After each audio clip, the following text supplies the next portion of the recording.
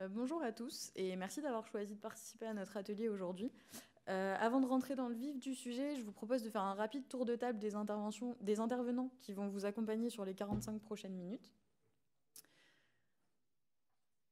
Bonjour à toutes et à tous, je suis Nancy Wani, je suis actuaire certifiée, membre de l'Institut des actuaires et aussi référente académique au niveau de l'Institut du risque management. C'est à Bérangère. Donc moi c'est Bérangère Pluchard, je suis senior manager chez Deloitte. Depuis plusieurs années, j'ai essentiellement travaillé sur des problématiques de reporting ESG et de risque climatique. J'ai accompagné notamment 3 acteurs du secteur de l'assurance sur leur stratégie de décarbonation et la fixation de leurs objectifs associés, dont Generali France. Et donc je vais me faire le porte-parole de Laurence Danesi qui nous a donné ses retours d'expérience sur le sujet et qui malheureusement n'a pas pu être avec nous aujourd'hui. Joseph Delawari, je suis directeur au sein des équipes actuariat à Deloitte.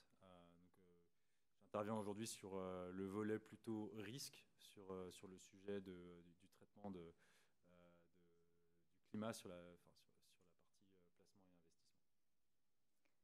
Bonjour, Odetta Bidage, je suis consultante en actuariat chez Deloitte. J'interviens particulièrement dans des sujets de la réglementation IFRS 17, Solva 2 et CSRD et aussi dans des fusions et acquisitions. J'ai travaillé pendant 1 an et demi pour un grand assureur sur la partie CSRD et l'implémentation de la CSRD. En termes d'agenda pour cette présentation, donc on va rapidement revenir sur le contexte et les grands principes associés à cette thématique de pilotage de l'empreinte carbone. Ensuite, on pourra aborder un peu plus en détail 3 grandes problématiques qui se posent souvent lorsqu'on traite de ce sujet, qui sont vraiment l'identification du périmètre de l'empreinte qu'on va piloter par la suite, les moyens de pilotage qu'on va pouvoir mettre en œuvre pour justement suivre cette empreinte carbone et atteindre les objectifs qu'on s'est fixés, et enfin l'articulation de ce pilotage de l'empreinte avec les autres contraintes existantes en termes de métier. On reviendra ensuite sur l'adaptation aux besoins d'un ORSA climatique avant de conclure la présentation. Si vous avez des questions, on a prévu une petite partie Q&A à la fin. Si vraiment il y a un problème de compréhension pendant la présentation, n'hésitez pas à nous interrompre. Mais on a du coup une partie dédiée en fin de présentation pour vos questions. Comme tu veux.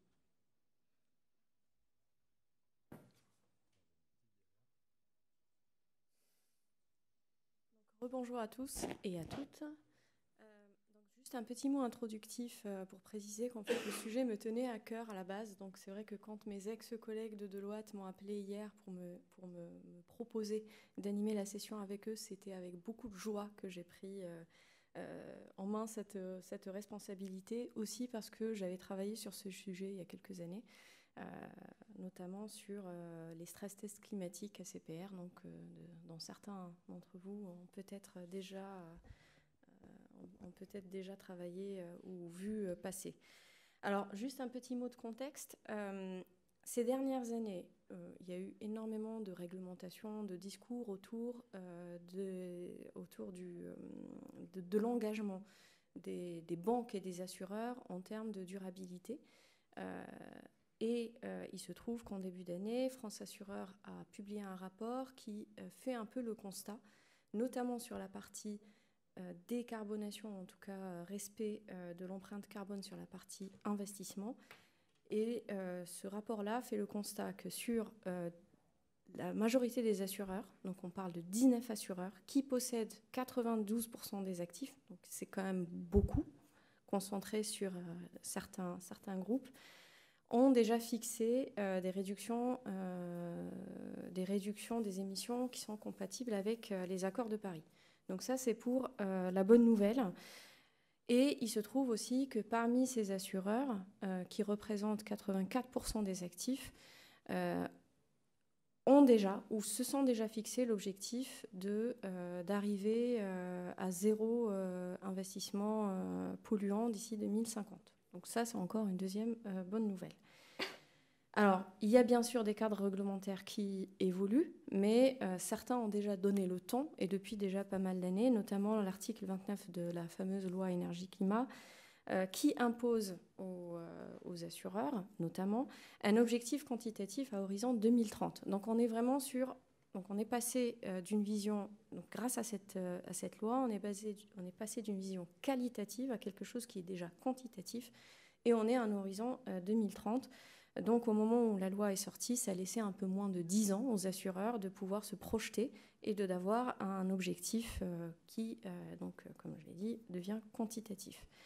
Enfin, et la nouveauté, c'est la CSRD qui est rentrée en vigueur récemment, qui va être complétée par la CSDD qui est rentrée en vigueur en 2028, qui vont obliger, en tout cas, entre guillemets, les assureurs, notamment, encore une fois, à se définir un plan de transition qui permet de passer de leur situation à date à une situation qui maintient le réchauffement climatique à 1,5, donc globalement au niveau des accords de Paris.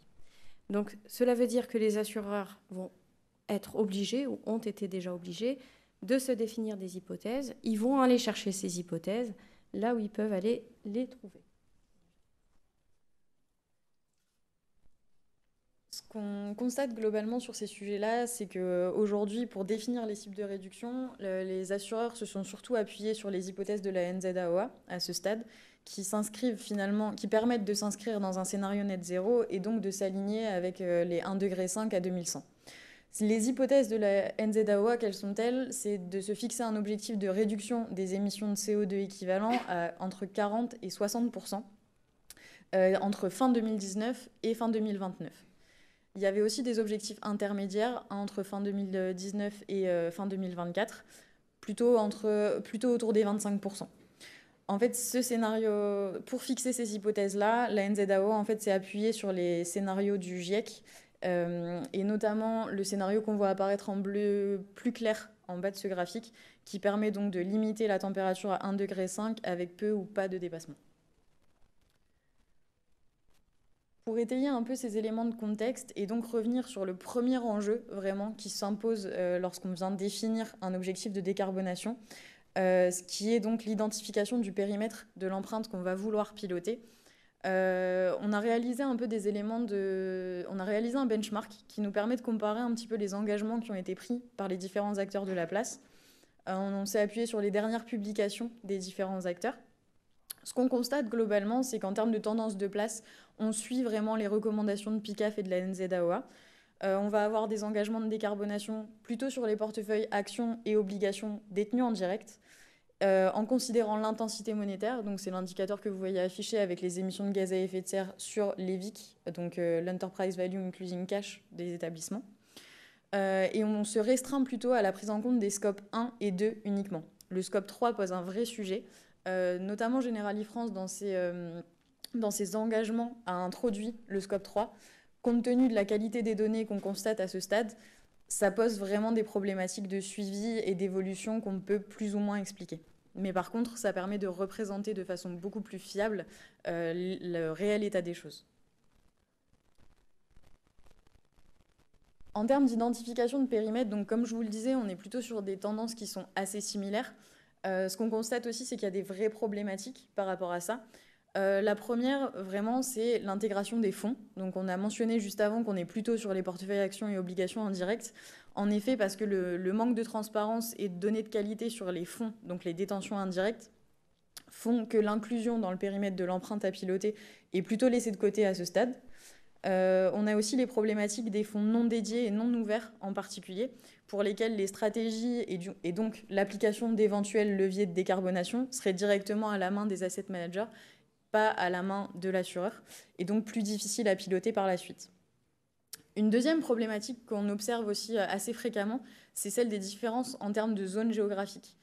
On a certaines zones géographiques pour lesquelles l'absence de données se fait vraiment ressentir, et aussi parfois certaines entités pour lesquelles justement les investissements sur des zones géographiques en particulier rendent difficile à la fois le calcul de l'empreinte carbone et le pilotage derrière.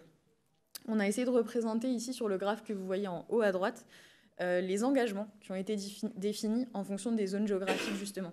Si on est sur des portefeuilles plutôt européens, on voit que les acteurs sont assez engagés sur la place, donc on va avoir de l'information et en plus on va s'inscrire dans des trajectoires net zéro. C'est un peu moins le cas pour l'Asie et l'Amérique du Nord, le contexte actuel fait que l'Amérique du Nord, ça risque d'être encore plus compliqué par la suite. Et on voit aussi que sur les autres zones géographiques, pour le coup, là, on a beaucoup moins d'engagement et beaucoup moins d'accès à l'information également. Le dernier sujet qu'on voulait mentionner avec vous en termes de périmètre, c'était celui du portefeuille souverain. Même si ce portefeuille-là, finalement, il constitue une très grosse partie des portefeuilles d'investissement des assureurs, il est aujourd'hui encore peu couvert en termes d'engagement carbone. Et c'est ce qui s'explique vraiment par le fait que l'univers d'investissement sur ce portefeuille en particulier est très restreint. On est vraiment sur une vingtaine d'États en général et majoritairement concentré sur l'État français pour les acteurs de la place française. Et en plus, ce qu'on constate, c'est que en termes de levier d'action, c'est assez limité pour le coup pour la décarbonation. Et ce qu'on voit vraiment avec les chiffres qui sont publiés, c'est que déjà aujourd'hui, entre l'engagement des États, ce qu'ils arrivent à atteindre et ce qu'ils devraient faire pour le net zéro, on a des vrais sujets. C'est ce que vous voyez sur le graphique en bas à droite. On voit donc, on s'est appuyé sur les scénarios du NGFS pour produire ce graphique. Et en fait, ce qu'on constate, c'est que en fonction des scénarios, on a vraiment des écarts significatifs.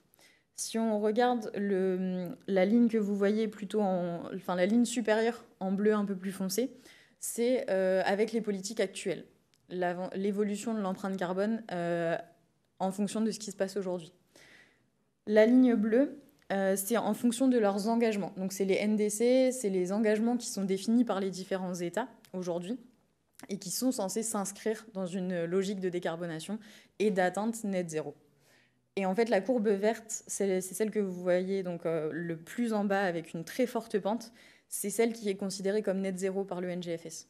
Donc on voit qu'on a vraiment déjà entre ce qu'on observe par rapport aux politiques actuelles et ce qui devrait être réalisé en fonction des engagements des États, un premier écart, c'est ce qu'on appelle l'implementation gap. Et on a aussi un autre écart qui est l'écart entre les engagements des États et ce qui devrait vraiment permettre d'atteindre le net zéro. Et c'est ce qu'on appelle l'ambition gap. C'est le gap que vous voyez entre du coup les courbes bleues claires et vertes. Sur ce portefeuille-là en particulier, ce qu'il faut noter, c'est qu'effectivement, on observe toutes ces problématiques, mais la NZAOA a aussi engagé des travaux pour définir une méthodologie permettant de couvrir et d'engager ce portefeuille également. Une fois qu'on a discuté un peu plus donc, de ces premières problématiques d'identification du périmètre quand on veut fixer son empreinte et se fixer un objectif, on passe maintenant sur l'identification des moyens de pilotage de cette empreinte carbone. Donc, une fois qu'on a défini le périmètre et les objectifs, l'idée, c'est de pouvoir intégrer à la fois dans les mandats et dans un dispositif de suivi régulier cette problématique pour pouvoir, par la suite, maintenir le dialogue avec les différentes parties prenantes. Ce qu'on constate en pratique dans le cadre des différentes interventions qu'on a pu réaliser auprès d'acteurs de la place et des échanges qu'on a pu avoir, c'est qu'une première analyse déjà granulaire du portefeuille permet déjà d'identifier les actions prioritaires à mener et qui permettent d'avoir un impact significatif. En général, la règle des 80-20 fonctionne bien. On a souvent 20% du portefeuille qui impacte à plus de 80% l'empreinte carbone. Donc on spot finalement assez facilement les principaux sujets et donc on peut identifier les actions à mettre en place.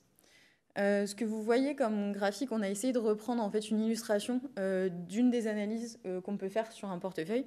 Donc ici, on représente finalement les différentes entreprises qui sont dans le portefeuille d'investissement en fonction de leur intensité carbone et de leur score de température. Donc là, on est sur le score de température, mais on aurait pu prendre les engagements de décarbonation en pourcentage. C'est assez similaire.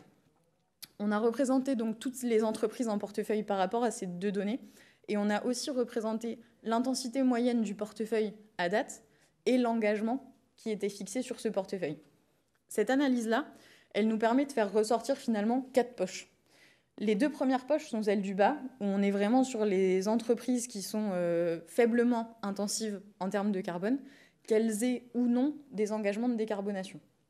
Cette partie-là du portefeuille, elle nous permet finalement de conserver et de faire diminuer un peu l'empreinte. Le vrai sujet qu'on va avoir si on veut du coup diminuer l'empreinte carbone du portefeuille, c'est de s'adresser et d'essayer de résoudre les problématiques associées aux entreprises qui sont au-dessus de la courbe rouge.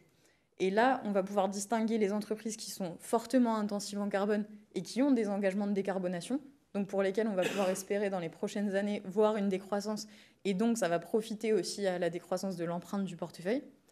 Et les entreprises qui sont pour le coup plutôt sur la droite, en haut à droite du graphique, qui là sont des entreprises fortement intensives et qui n'ont pas d'engagement carbone public. Sur ces entreprises-là, du coup, l'idée, c'est plutôt d'avoir une action via le dialogue actionnarial. Et c'est ce qu'on observe chez pas mal d'acteurs de la place. Il y a aussi la NZAOA qui intègre des éléments sur ça, sur la nécessité d'impliquer les émetteurs via le dialogue actionnarial. Et c'est un des indicateurs qui a été mis en place, notamment par Generali France, de pouvoir piloter le pourcentage de l'empreinte carbone du portefeuille qui est couvert par les activités d'engagement actionnarial.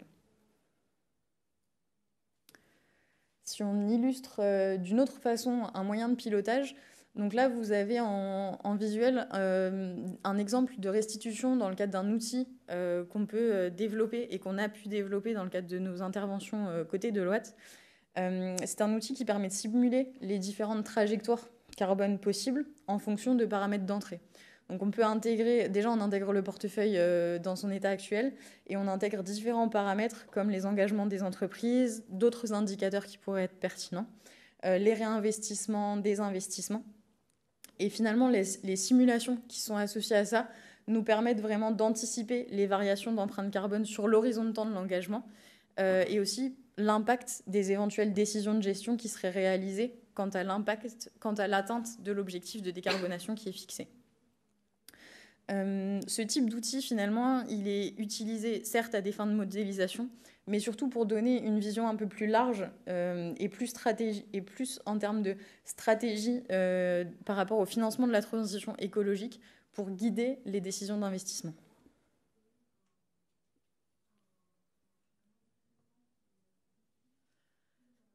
Le dernier axe qu'on voulait aussi aborder avec vous en termes de pilotage de l'empreinte carbone, c'était celui de l'articulation entre le pilotage de l'empreinte et les autres contraintes et autres paramètres qu'on peut avoir par ailleurs.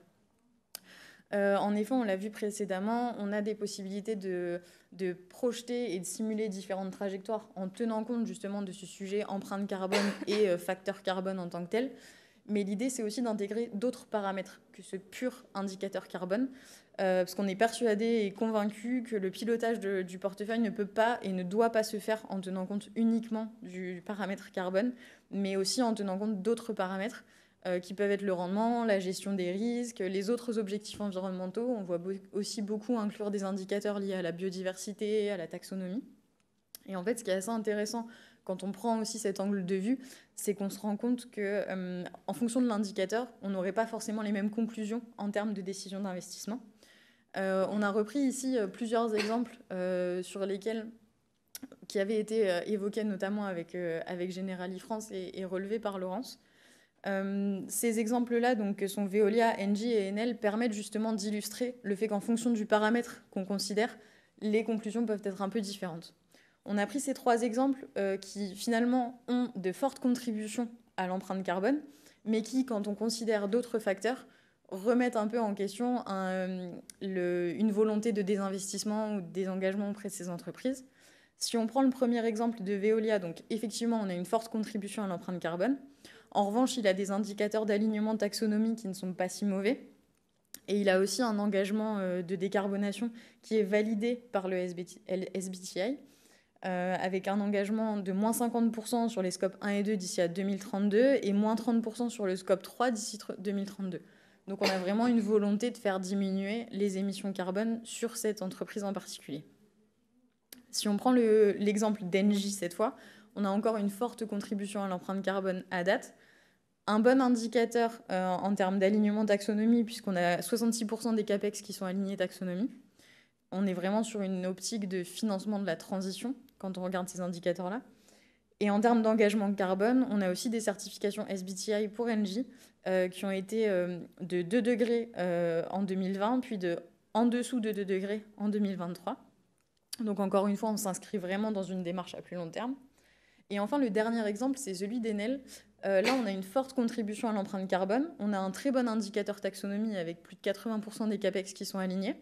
Et on a également un engagement carbone, mais cette fois via l'exemple que j'évoquais précédemment, qui est l'engagement actionnarial. Donc sur cet exemple d'Enel, depuis 2023, Generali s'est fortement impliqué auprès d'Enel pour leur faire prendre en compte et s'engager sur ces sujets de décarbonation. Ils ont donc entrepris un fort dialogue actionnarial avec cette entreprise dans le but donc de les faire évoluer sur la question. Et suite à cet engagement-là, donc Enel a inclus une section dédiée au charbon dans son rapport de durabilité de 2024. Dans cette section-là, ils réaffirment leur engagement à éliminer le charbon d'ici 2027. Ils publient des données historiques sur les réductions de capacité de charbon depuis 2015. Ils mettent aussi en avant une feuille de route détaillée pour chaque centrale à charbon restante et une description des processus suivis pour la fermeture des centrales. Et tout ça, c'est aussi accompagné d'une volonté vraiment d'explorer des nouveaux projets énergétiques pour la reconversion des centrales à charbon, qui a été intégré dans le plan stratégique d'Enel 2025-2027. Donc on voit que le dialogue actionnarial qui a été mis en place a un vrai impact aussi sur les projections qu'on peut faire d'empreinte carbone par rapport à cette entreprise, et donc remettre en question certaines décisions d'investissement qu'on aurait pu faire en s'appuyant uniquement sur les données carbone disponibles. Finalement, le point auquel on voulait arriver par rapport à ce sujet, c'est que l'intégration des paramètres complémentaires, comme ceux qu'on vient d'évoquer, nous permet vraiment d'avoir une vision plus large. L'idée de prendre en compte le paramètre carbone et d'autres paramètres, c'est pas d'étoffer une liste d'exclusions, c'est vraiment de redéfinir un univers des possibles qui permet de concilier les différents aspects qu'on veut mettre en avant pour les années futures. Et vraiment, l'objectif est d'identifier les opportunités d'investissement les plus pertinentes en fonction des différents indicateurs et des projections qu'on aurait pu réaliser auparavant.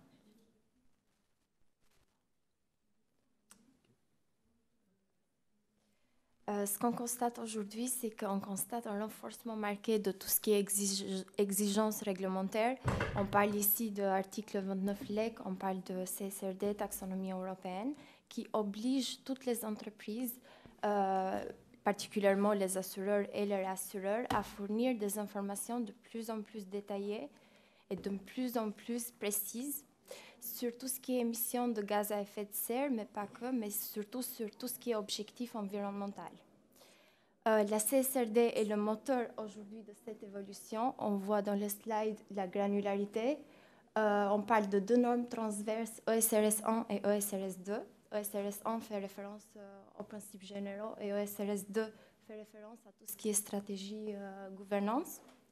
Et puis, on parle de trois volets environnement, social et gouvernance. Environnement, il y en a 5, jusqu'à E5, et particulièrement changement climatique fait référence à 1.1. Et puis social, tout ce qui est les effectifs. Et la gouvernance, on parle de conduite des affaires. Ensuite, pour chaque 1.1 E2, il y a des exigences réglementaires supplémentaires. Nous, on va faire un focus sur 1.1.6 et 1.1.9, comme c'est des sujets un peu quantitatifs et qui impactent la présentation. 1.1.6, c'est une exigence qui porte sur la quantification détaillée des émissions de gaz à effet de serre pour les scopes 1, 2 et 3 que Bérengère vient de mentionner. Il s'agit de mesurer précisément l'empreinte carbone directe et indirecte de l'entreprise. Et puis, 9, la CSRD va au-delà de juste mesurer l'empreinte carbone, mais elle dit aussi de mesurer les effets financiers à l'instant T, mais aussi projetés pour tout ce qui est risque, opportunité et impact. Et puis, il y a un lien qui existe entre 1.1.9 et ORSA climatique. On va expliquer. Donc si on revient sur l'ORSA climatique, bon, l'ORSA vous connaissez tous, en tout cas normalement, c'est le pilier 2 de la réglementation solvabilité 2. L'ORSA à date commence, en tout cas récemment intégré et intégrera de plus en plus dans la révision S2 la partie climatique, donc à la fois risque de transition mais aussi risque physique. Donc quand on regarde un peu plus le risque de transition qui a un rapport avec le sujet qu'on étudie aujourd'hui, à savoir les investissements, il convient donc de faire le lien entre les exigences réglementaires de CSRD et ce que ODETA présentait à l'instant en termes de reporting et de communication et l'ORSA climatique. Donc l'ORSA, pour rappel, c'est une exigence aussi réglementaire européenne. On s'inscrit sur du moyen et du long terme. L'ORSA sert à piloter l'entreprise, donc on a un lien fort entre l'ORSA et le business plan, donc ce qui oblige aussi les assureurs à adapter leur business plan en fonction de leur exposition au risque climatique. On est sur un nombre de scénarios de 2 minimum sur l'ORSA, donc un scénario plutôt optimiste et un autre plutôt pessimiste, au-dessus de 2 degrés. Et on est à la fois sur une approche qualitative, donc sur une base d'approche qualitative, et si on estime le risque important, sur quelque chose de quantitatif. Donc sur la partie CSRD. Oui. Donc du coup, ORSA, ce qu'elle peut faire, c'est peut soutenir la mise en œuvre de E19 qui est dans la CSRD. Comment on peut passer au slide suivant? Ici, on voit d'un côté ORSA climatique et de l'autre côté la CSRD. Elle peut soutenir via les scénarios climatiques. Les scénarios climatiques sont très similaires. On parle de 2 scénarios, ce que Imen disait tout à l'heure, un mauvais scénario et un bon scénario, de 2 degrés. Et puis, il y a une analyse des risques climatiques. Donc, il doit y avoir une cohérence surtout, et c'est là où c'est le vrai enjeu pour les assureurs et les rassureurs, c'est que ORSA peut soutenir E19, mais il doit y avoir une cohérence entre les 2 documents qui vont être produits. Sur l'horizon temporel, on parle d'un horizon très similaire, qui est à court terme, medium term et long term. Et puis, sur les méthodologies et les données, E19 peut s'appuyer sur les données existantes de ORSA, mais il faut surtout améliorer les choses. Et puis, sur la gestion des incertitudes, on peut faire des proxys pour le 1.9 à partir des proxys existants sur l'ORSA climatique.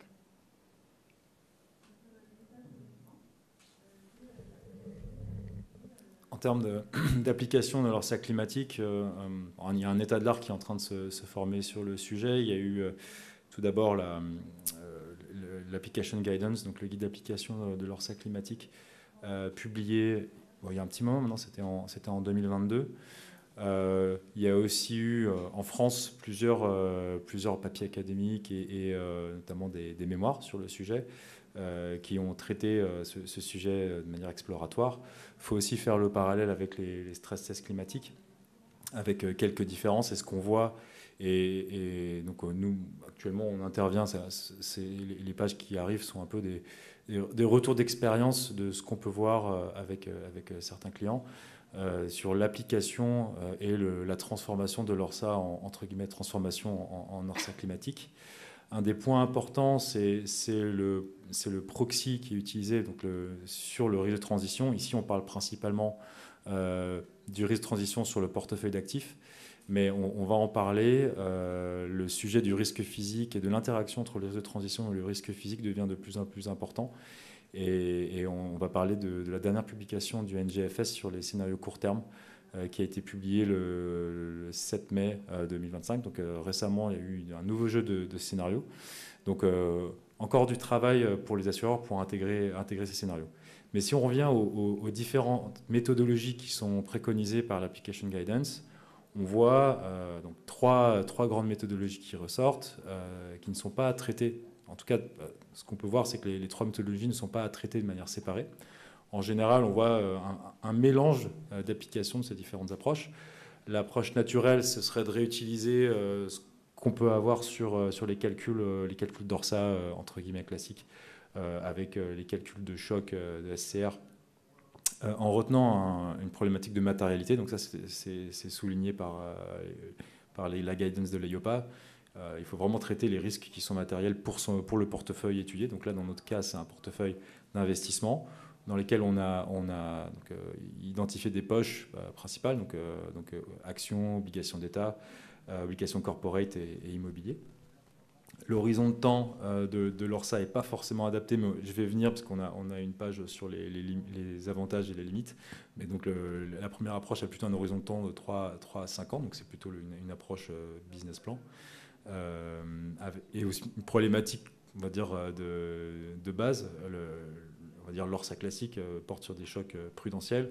Or, si on veut avoir une vision climatique, il faut qu'on passe à des chocs liés au climat, donc le risque physique et le risque de transition. C'est vrai que le mapping de ces risques n'est pas forcément, en tout cas dans la première approche via un ORSA classique, c'est pas naturel.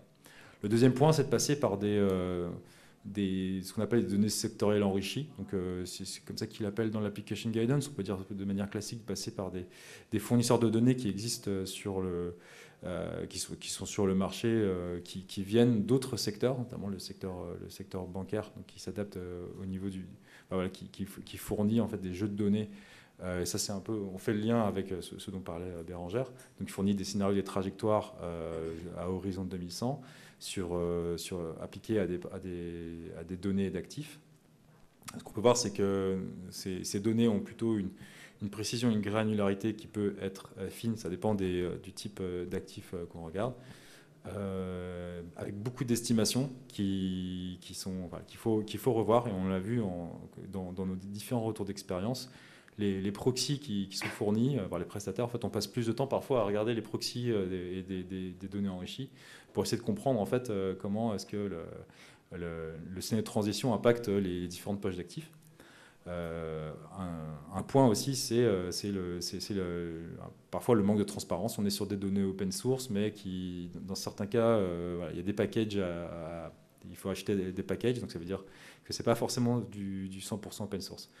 Et enfin, le dernier point qui est plutôt l'approche préconisée par l'UEPA, c'est de passer par des scénarios macroéconomiques qui font lien avec la taxe carbone. Donc, c'est les scénarios du NGFS, donc le réseau de banques centrales, qui mettent à disposition ces scénarios pour justement la réalisation de stress tests. Là, en fait, on obtient un jeu de variables macroéconomiques avec des projections initialement plutôt sur le long terme. Donc, quand on fait une projection long terme, c'est plutôt avec la vision stratégique. Et donc, récemment, comme je l'ai dit en mai 2025, un jeu de scénario court terme.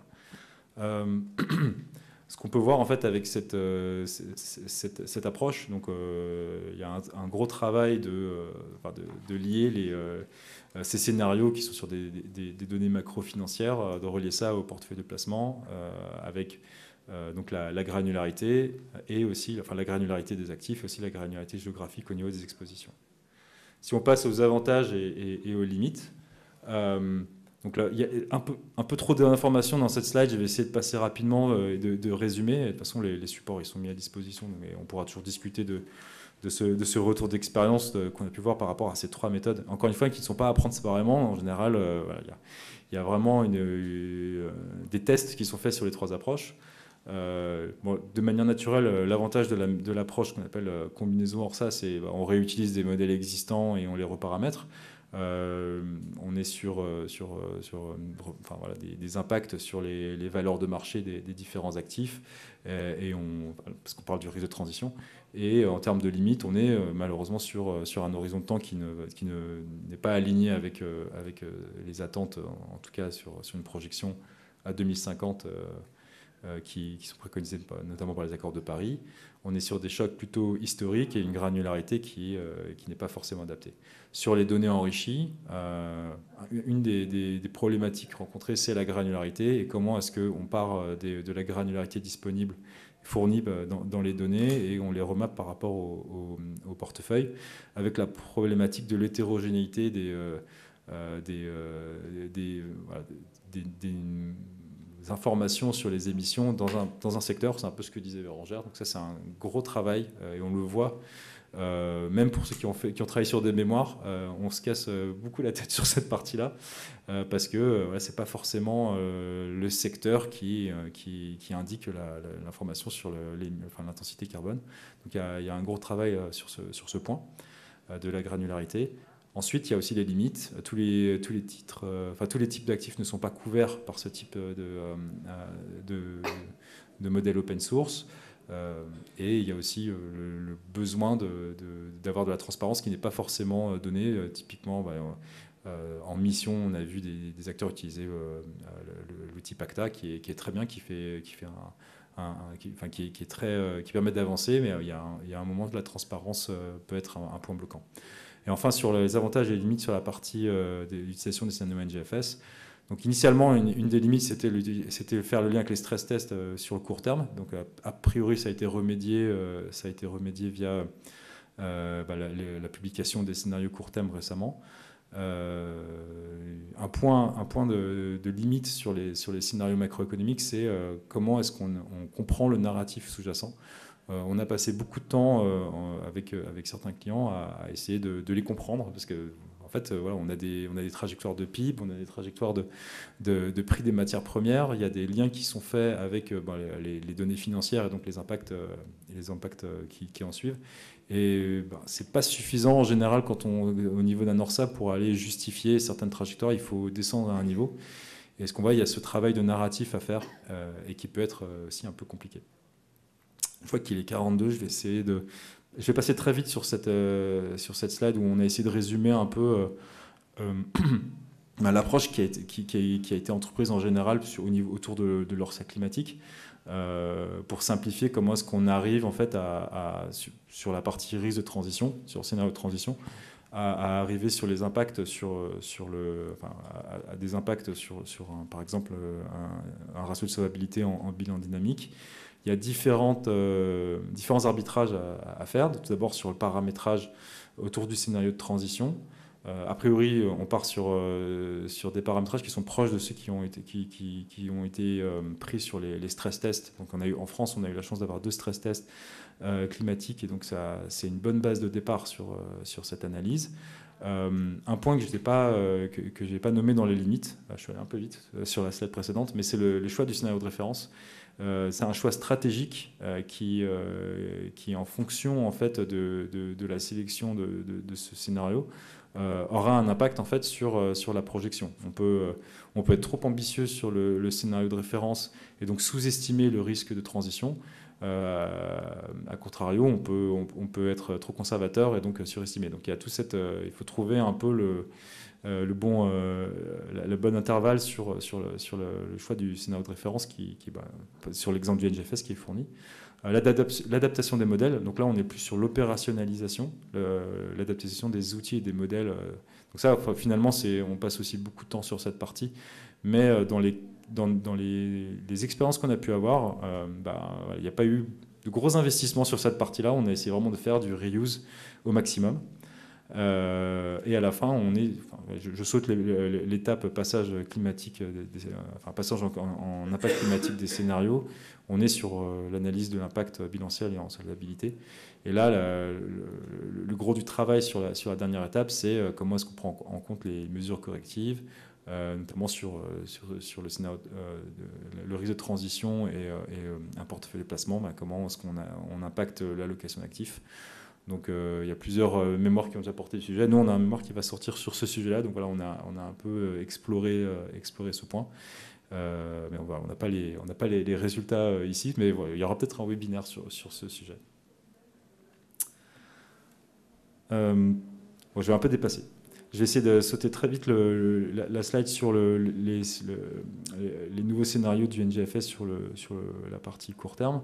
Donc ce qui est assez intéressant au niveau de ces scénarios qui ont été publiés en mai, c'est qu'ils fournissent des nouveaux scénarios sur la partie transition. Ils leur ont donné des noms assez intéressants. Donc, Way to Paris, Sudden Wake Up Call, donc ça c'est le scénario de transition accélérée. Ce qui est intéressant, c'est que sur ce scénario de court terme, ils fournissent aussi un scénario de disaster et policy stagnation. Donc ça c'est vraiment on va dire le scénario business as usual, ou si on ne fait rien, qu'est-ce qui se passe sur le scénario physique. Donc ça, c'est assez intéressant. Et le réflexe naturel, en France, en tout cas, c'est comment est-ce que ça se compare à ce qui a été fait sur les stress tests climatiques. Et c'est ce qu'on voit actuellement. Il y a pas mal d'acteurs qui s'interrogent sur comment est-ce qu'on prend en compte le scénario physique aussi sur la partie placement par rapport à l'exposition géographique. Et ce qui est vraiment encore plus intéressant, c'est un scénario qui combine risque physique et risque de transition, qui s'appelle Diverging Realities.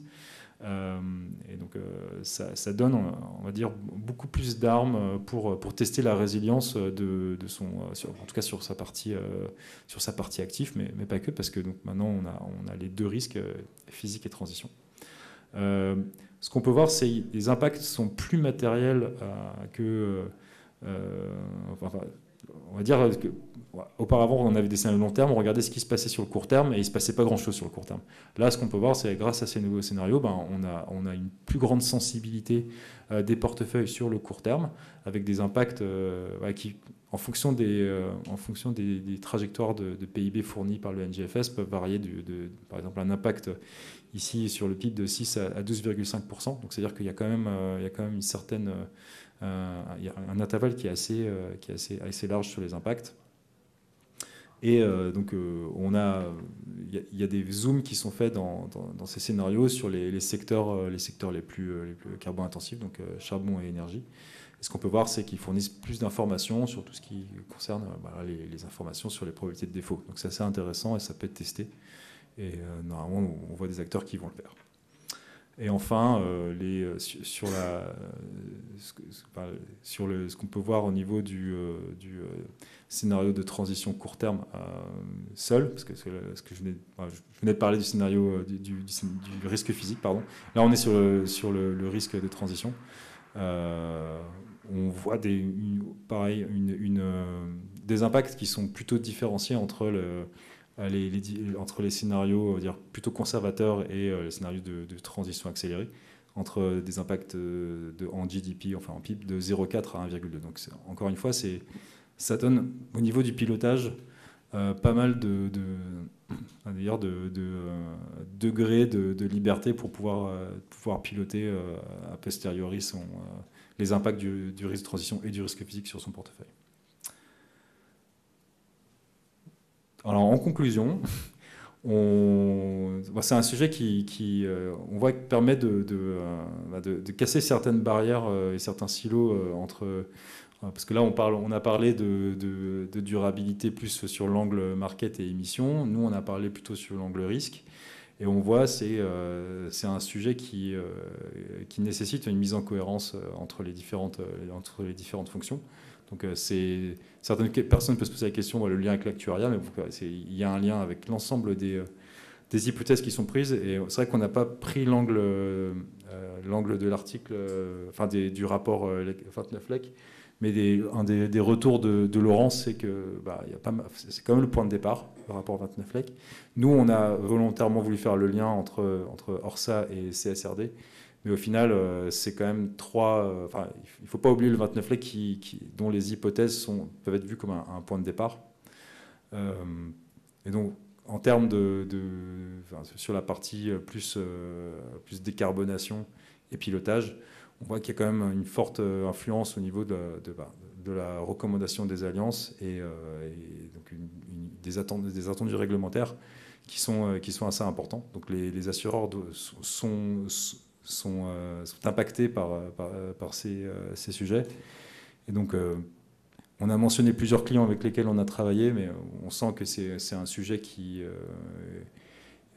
on n'est pas encore arrivé au bout et il y a beaucoup de travail sur l'ensemble des questions autour des périmètres à prendre, des scopes, et comment est-ce qu'on fait la déclinaison opérationnelle de cette problématique qui, au final, peut paraître un peu théorique. Donc il faut un peu passer en revue l'ensemble il faut connaître l'ensemble des initiatives et l'ensemble un peu des normes, mais au final, on voit qu'il y a une application pratique.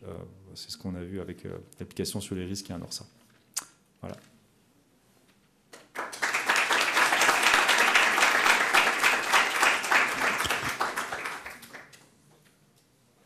Je suis vraiment désolé, il est 12h50. Après, on a commencé en retard. Ouais.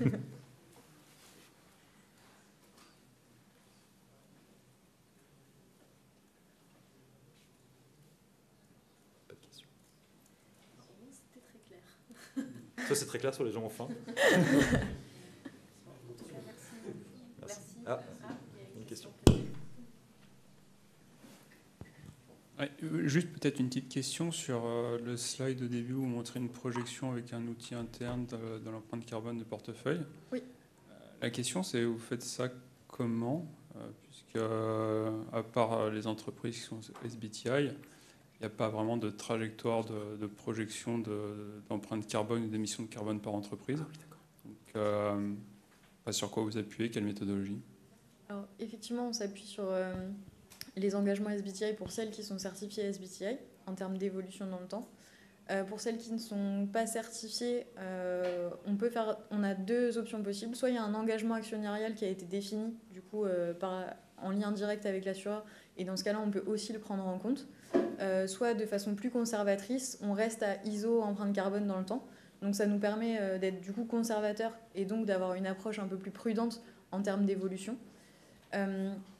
Ce qu'on peut faire aussi, ce qui a un vrai impact dans ces projections-là, c'est les simulations qu'on fait sur les réinvestissements. Parce que quand on projette du coup le portefeuille, on prend en compte les maturités des différentes positions. Donc on définit au départ une hypothèse sur le volume qu'on veut garder, soit qu'on garde constant, soit qu'on diminue, soit qu'on augmente sur l'horizon de temps. Et plus on va avoir une poche de réinvestissement élevée, plus du coup les hypothèses qu'on va prendre sur ces réinvestissements vont avoir de l'impact. En termes d'hypothèses sur les réinvestissements, on prend en compte les engagements. Du coup, est-ce qu'on réinvestit sur des entreprises qui sont engagées? Et ça va avoir un impact donc sur la projection. Et on prend aussi en compte les clusters d'intensité sur lesquels on réinvestit. Je m'explique, quand je parle de clusters d'intensité, en fait, pour les besoins de ces outils-là, ce qu'on fait, c'est qu'au départ, on réalise donc une analyse du portefeuille qu'on peut enrichir avec l'univers d'investissement plus large de l'investisseur. Et on dégage du coup dans cet univers différentes poches en fonction des intensités carbone. Et on va distinguer en général 4 poches, les faiblement intensifs, moyennement intensifs, fortement intensifs et très fortement intensifs. Et c'est dans le cadre des réinvestissements qu'on va définir combien de ce réinvestissement on fait sur les différentes poches.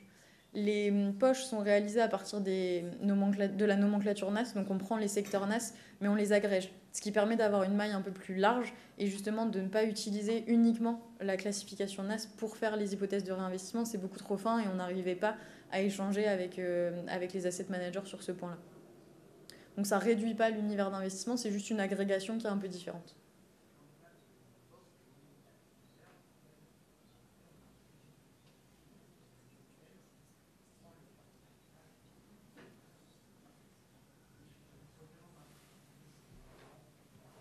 Est-ce qu'il y a d'autres questions? Je pense qu'on peut conclure. Merci pour votre participation et n'hésitez pas à venir nous parler si vous avez des questions que vous voulez poser plus en direct avec nous. Je vous souhaite une bonne suite. Au revoir. Merci.